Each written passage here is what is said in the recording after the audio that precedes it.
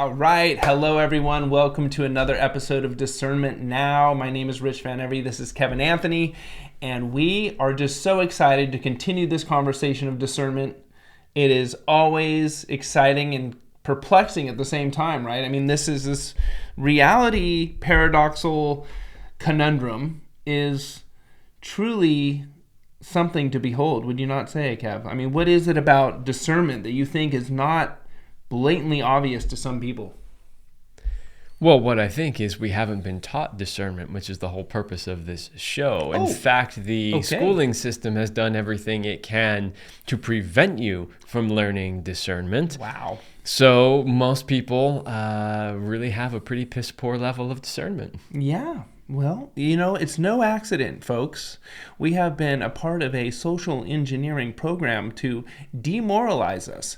So let's celebrate that and somehow unlearn what we've learned. And then what, Kev? Learn some new stuff. Okay, we can do it. I believe in you. You believe in me. What kind of stories do we have this week, Kev? All right, well, we are starting with a story in the Wall Street Journal whose title was, "It's Official. We can now treat COVID like the flu." Wait, the flu's back? Wait, I thought the flu had disappeared. Well, the flu never really went away. They just got relabeled as COVID. But right. The point of actually sharing this story is if you read the comments underneath this article, it was just, yeah, we've been saying that for 4 years. And yeah, we told you so. And just, you know, as usual, getting ratioed into oblivion. Mm-hmm. So the reality is that this was always the case. And, you know, we don't really have time in this episode to go in how they manufactured the numbers, how the official treatments were what was actually killing people, and the political decisions that were made, whether it was, you know, masks, the things that cannot be named, or putting sick people into nursing homes, or ventilators, or remdesivir, or all the other things that actually turned it into... Well, it still wasn't a pandemic. Radiation poisoning. But made it seem like it was a pandemic. Yeah. So the reality is when you take all of those things out, you basically have the flu. Right. And people know that because if you pay attention to the way people react to COVID now, and this happens all the time, you're like, I had COVID last week, but it's all good.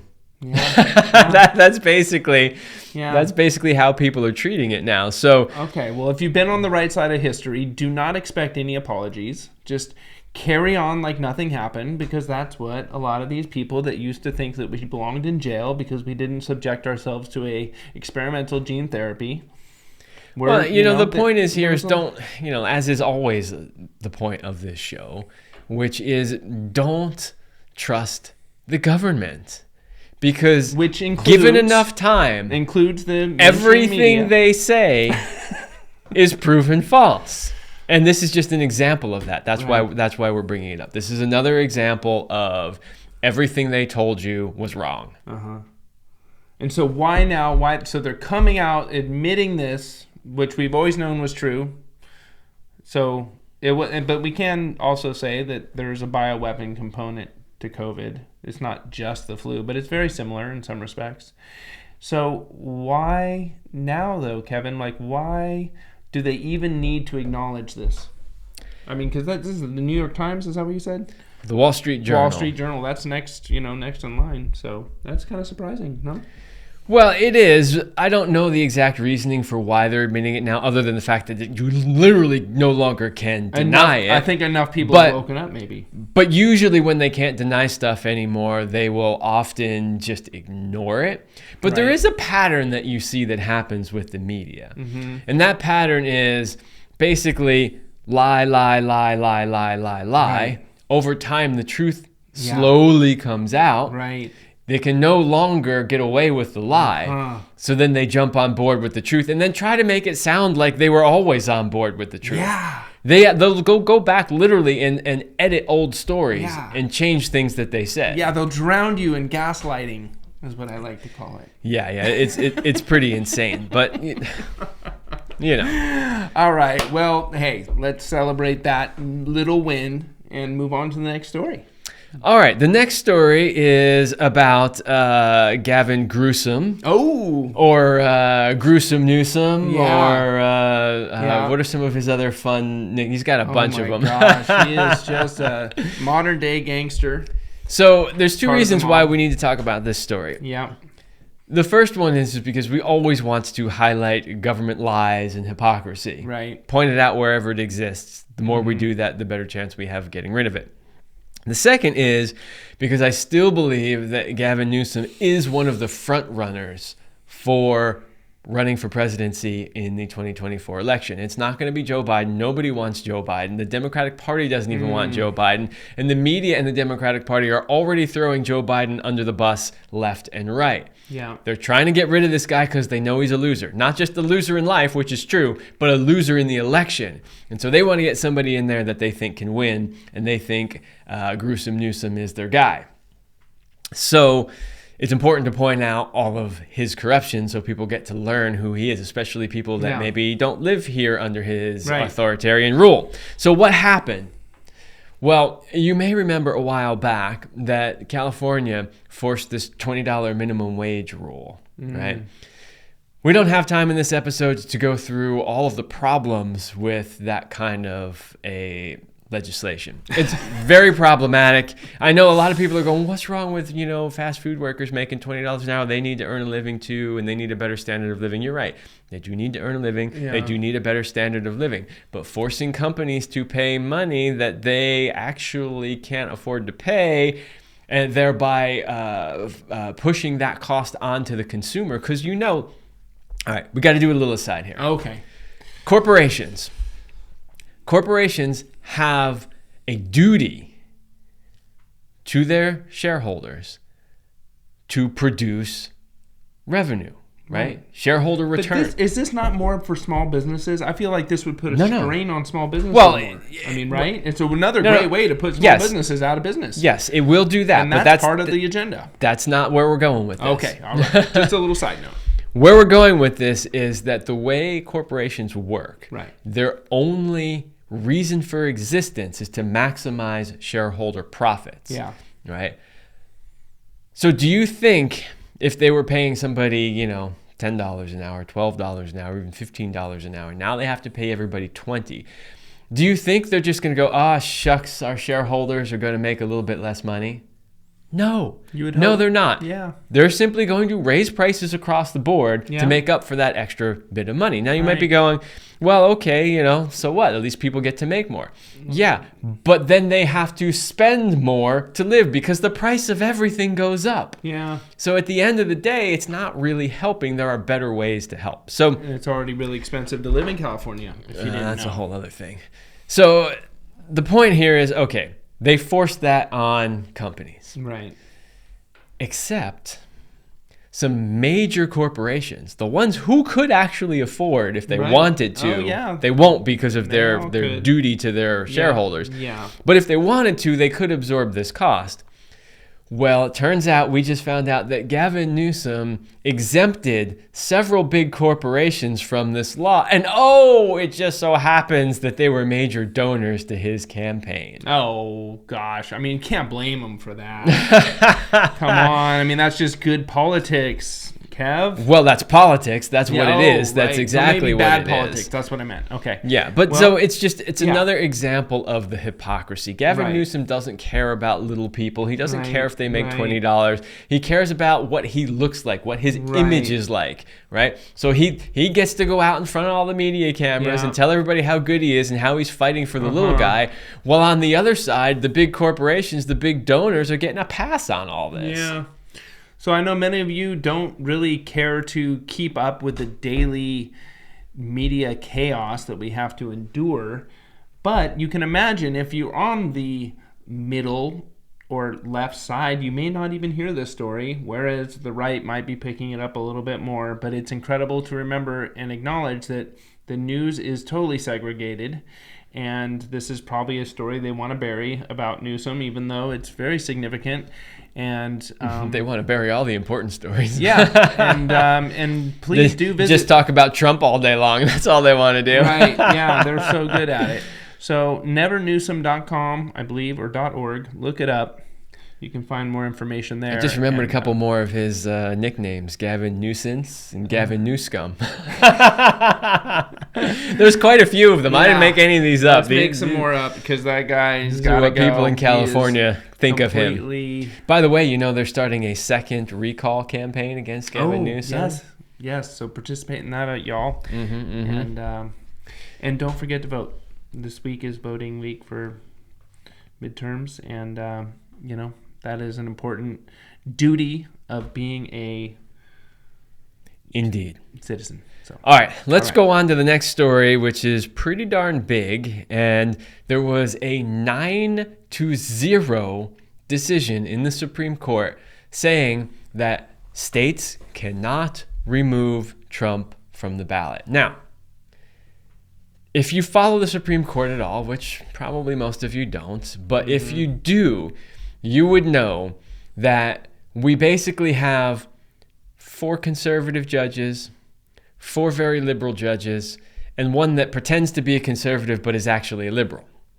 So the fact that we got a 9-0, all justices agree you cannot do this, is pretty shocking and just goes to show what a ridiculous and pathetic attempt this was. So yeah, because I feel annoyed by it, to be honest, I will say, because it's like we shouldn't even be having the conversation about having somebody off the ballot because it's so seemingly un-American.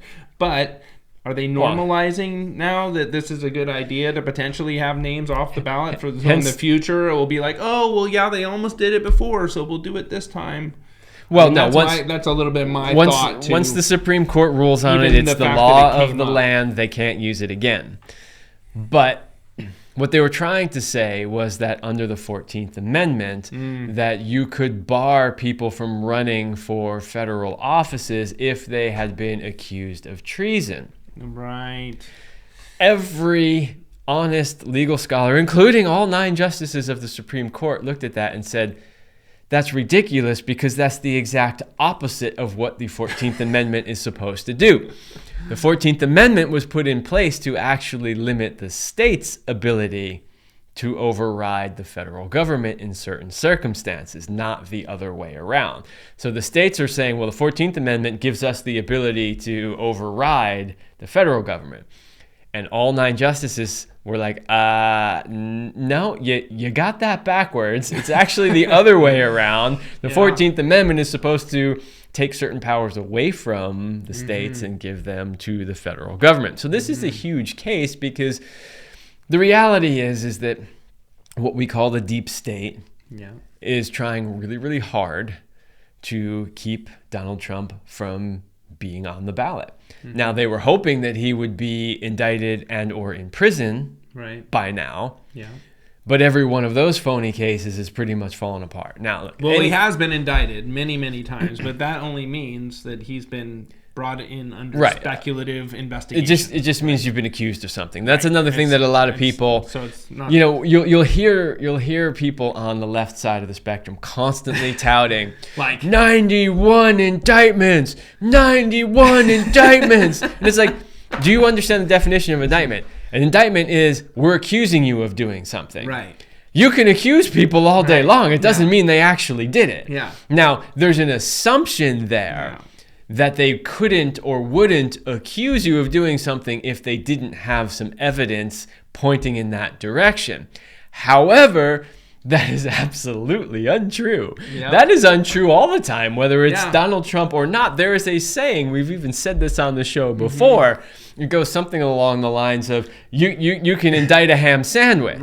Right? Yeah. Because you can. Because there's no bar, there's no threshold for the amount of evidence that you have to present in order to indict someone. Yeah, so it's basically a big smoke screen to have something seem valid or it gives them sound bites. It gives them sound bites to go on TV and go, it's just a bunch of hot air.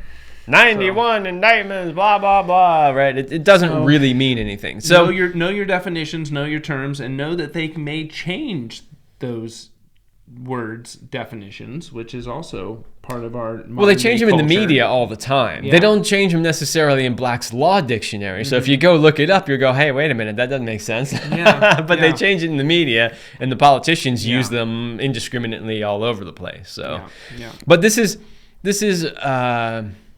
really a big win in a sense, that you can't have a democracy when you don't allow people to actually run for office and be on ballots. And this is the thing. The left is always running around saying, but democracy, it's a threat to democracy. Everything's a threat to democracy on the left. Yet when you look at their policies actually go against democracy. Because you don't like someone, you can't kick them off the ballot. That's not democracy. Right. Democracy is you get on the ballot. Obviously, I got to get enough signatures, blah, blah, blah, whatever. Yeah. But you're on the ballot and you let the people decide whether or not they think you should run for office or you should be elected to office. And if you ever see them trying so hard for so long to frame somebody, you better know that there's a good reason for that's that. a pretty big red flag, yeah. So that's a pretty big decision, one that you should be aware of. That will end a lot of that nonsense. Thank you. That's another win for this week. Let's celebrate. Well, we got a few things on the list this week that are wins. I can use it. Let's go. So, Rona McDaniel. Anybody here know who Rona McDaniel is? Anyone? No, Anyone? No. Bueller? No, Bueller? no. Raise your hands. Not I. Rona McDaniel was the chair of the GOP. Okay. She recently stepped down. Uh-huh. This is fantastic because when you're talking about swamp creatures, Rona McDaniel is a swamp creature. Oh. So you'll hear me criticize the left all the time, and now's an opportunity to criticize the right because I don't give a shit about either one of them. Yeah. Right? So there's plenty of swamp creatures on the right. Yes. Rona McDaniel was one of them. Now, this is kind of a small story, but there's a twist to it. Okay. So Rona McDaniel was not liked by a lot of people because people were saying that she wasn't very good at her job. Personally, I think she was great at her job because she's a swamp creature. So her whole job was to make sure that Republicans lost, even though her job description is make sure Republicans win. So she was not putting funding in the right places, making major strategical errors, and everybody's going, "Oh, that's so weird. Why would she do that? That didn't help the GOP." Of course, that's why she did it, because it didn't help the GOP. Yeah. And people just can't get that. It's like you can call yourself a Republican, you can call yourself a Democrat, you can call yourself whatever you want. Yeah. It doesn't mean you're actually that thing. She's a swamp creature. Well, and hence the term uniparty now. Exactly. She's part of that.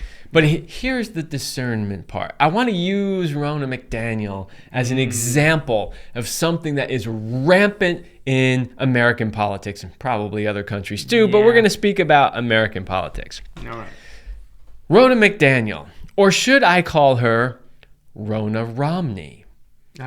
Because that is her actual maiden name. Interesting. She is Rona Romney, a granddaughter of Michigan governor and businessman George Romney and niece of Massachusetts governor and Senator Mitt Romney. Let's keep it in the family, shall we? But this is how it always is when you find out that Gavin Newsom is a nephew to Nancy Pelosi. And Nancy Pelosi was the sister of another prominent politician on the East Coast.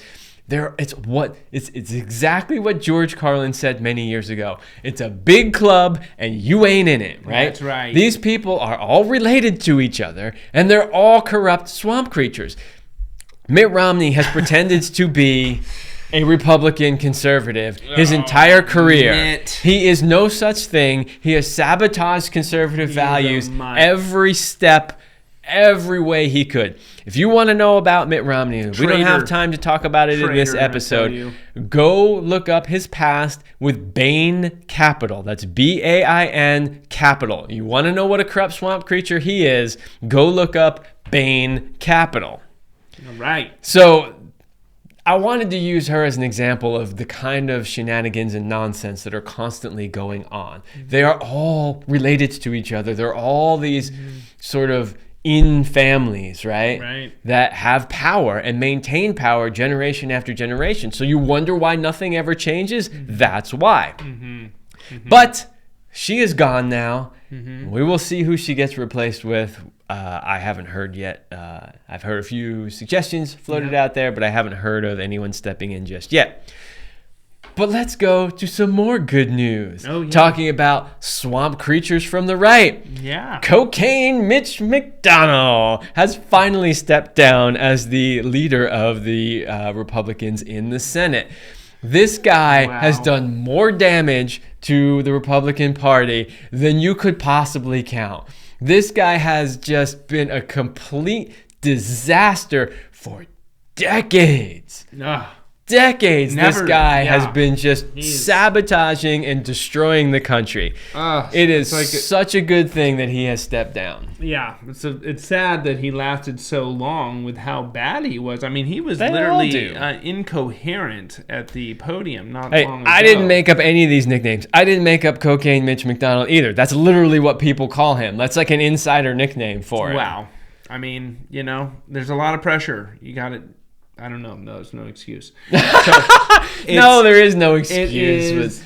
You want to know more about Mitch McConnell? Research who his wife is. Research his ties to very prominent Chinese businessmen who have deep ties to the Chinese Communist Party. Another traitor. You want to understand why he's always sold out the Republicans and the United States? Yeah. You can go look all that up. Do you know what they used to do to traitors, Kev? If you don't know, you should look it up. And if it was my opinion, we'd bring back that old tradition. We can't say that on this show. We'd bring that old tradition back. If it was up to me, let me tell you, everybody would straighten right up. And you start doing that again. You ready for the next story? Let's do it. This is one of your favorites anyway. You wanted to talk about the Tucker Carlson and Putin interview. So there was a lot of controversy. Well, yes and no. What do you mean? There was controversy from people who were like, he shouldn't be in Russia. He shouldn't be talking to Putin. He's a traitor, blah, blah, blah. That was a bunch of nonsense, and we all knew it. But then there was controversy from he didn't really ask the tough questions. And, it was a lot of fluff. And we didn't really learn anything new. And we just got Putin's opinions on stuff. It got worse than that, too. I mean, they literally wanted to sanction or bar him from coming back to America. I mean, at least those were the people that were he's a traitor for going over there, blah, blah, blah. That's just nonsense. And even people now interviewing Tucker are getting criticized for even, getting his side of, clarifying some of his things, and I've been pretty impressed with them, frankly. But here's the reason why we bring it up. There's always a deeper reason than just the surface level story. Right. So the deeper reason is that Tucker was on a podcast recently, where he admitted that he was told not to ask certain questions. Now, an interesting thing is Tucker works for himself. He's not beholden to a corrupt organization like Fox News like he used to be. Right. I was always surprised they let him get away with as much as he did. But once he questioned a couple of big narratives, they canned his ass. Yeah. So he doesn't have anybody he has to answer to. So then the question is, why did he go along with it? Why did he agree not to ask those questions? I don't know the actual answer to that, but you can bet that it wasn't just, other media people saying you shouldn't ask those questions. I guarantee you, if he backed down, it's because he was getting most likely State Department and if not Biden administration serious pressure that if you ask these questions, there's going to be serious repercussions. So I think this is an important story because really it's hard for us as just everyday citizens to imagine what some of the tightrope scenarios that some of these higher profile people have to this is endure, an argument I've made forever. So there's this cancer that goes through the sort of patriot community, right? It's fun to be critical of people. We want to tear them apart when we can and praise them as little as possible. No, that's not called teamwork. If you want to win, you got to work together as a team. That's right. But the cancer is this. Anytime somebody goes out there and talks about something, but maybe doesn't mention one piece of something, right? Everybody jumps all over them immediately and go, see, they're in on it. They're part of it. They're all in cahoots. It's like, you don't understand. So what Tucker was saying was lawyers were advising him not to say certain things because of the repercussions, because of pressure they were getting. That happens to anybody that's got a big enough platform. That's right. Right? So, if you go out there and say, yeah, well, he did a great interview, but how come he didn't talk about this subject? And how come he didn't talk about that subject? Right.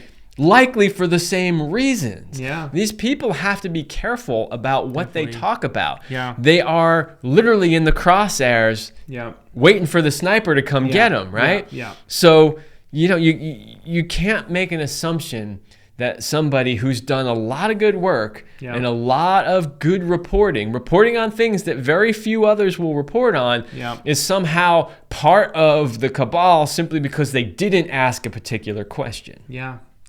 So kudos to Tucker. I'm proud of him for getting this interview after many years of apparently trying. And, he certainly was challenged by the interview. If you haven't seen it, I encourage you to do so. I think Putin said some things that were quite revealing in their own right to just how much our system in America is under threat and jeopardized right now. But I think one of the biggest things that I was hoping to hear about, which has been acknowledged by certain people in the government, that there are bioweapons labs in Ukraine. But everybody's known that. Victoria Nuland admitted that in testimony in front of freaking Congress. Yeah, so that to me would have been one of the biggest questions that I would have expected Tucker to ask, and I don't believe he did. So maybe that was one of the things that he was advised not to talk about. Do you have any other speculations on what else? No, I have no idea. It's fascinating. Leave a comment in the, if you have any thoughts of what else there was that was so important that he shouldn't talk about it. Well, look, I mean, like anything that would potentially go against the government narrative is something that I'm sure he was told you better not ask. And yeah. So that's pretty much everything. Yeah. All right, one last story, and that is the farmers' protests over there in Europe. Yeah. So, I mean, there's a deeper story there, which is, the government's putting all these stupid regulations on farmers, telling them they got to destroy a lot of their livestock, telling them they can't have so many, nitrate emissions and blah, blah, blah, and all this stuff. It's insane. The reality of it is this. They're attacking the food supply. They're trying to create shortages of food. It's all part of their depopulation agenda. It has nothing to do with the farmers. It has nothing to do with CO2 emissions. It has nothing to do with, global warming or climate change or any of that. They're attacking the food supply. And what I love is the farmers are not sitting down and taking it. What I love even more than that, and this is something I've always admired about European countries, is, here in the U.S., if we protest, we might go, stand around in a big group and, yell stuff, from a half a mile away towards a government building or something like that. Right. But over there in Europe, no, they do things a little bit differently. The farmers have been rolling tractors up, pulling tanks, and literally spraying manure all over the place and just dumping shit and everything else all over the front doorsteps of these government buildings, and it's beautiful. It is. I was watching some the other day, and I thought to myself, this might be some of the most impressive, footage I've ever seen in my life, because they weren't just coming up to the barriers. They were taking the barriers down. They were just blasting feces all over and, just making such a strong statement. And this is what I think we all get to learn from over here in the States. I mean, certainly don't do anything illegal. We're not suggesting that, or put yourself in harm's way. And I think we need to get a little more crafty with the guerrilla protesting tactics to, really make our voices heard. And, who knows, what it's going to come to. But this is a great example of what's possible. There's no better way than spraying shit on them. Yeah. When you take your equipment, put it to good use, and do it bravely and boldly, because that not only your job's at risk, but your whole future and your child's future is at risk. And this is really what we're up against these days. So. Indeed. Well, there you go. Those are the stories for this week. Hope you enjoyed it. Yeah, that was great. Thanks so much. And stay free, stay healthy, and we'll catch you next time. God bless.